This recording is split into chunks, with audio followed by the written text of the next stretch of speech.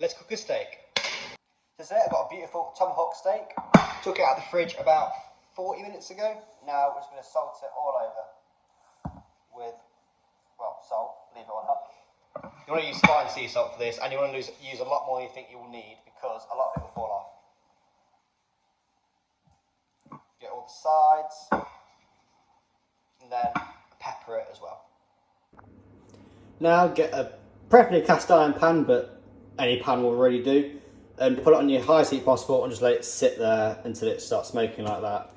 Basically, you want to get it as hot as possible and then add your oil after that, not before. Once your pan's nice and hot, add some oil. Add your steak. Lie it away from you so don't burn yourself.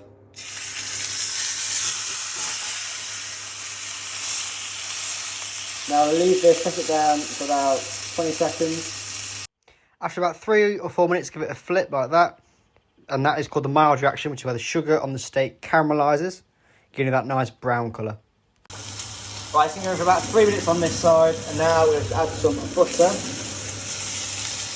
I'll let that melt for a second, and then add some garlic and thyme.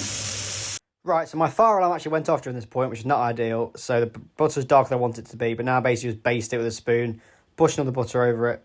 I've got a harness, but it kind of broke halfway through this. So I couldn't really baste it as much as I wanted to. But yeah, so do that for about 3-4 minutes, flip it, and then do that again, and then put it into the oven.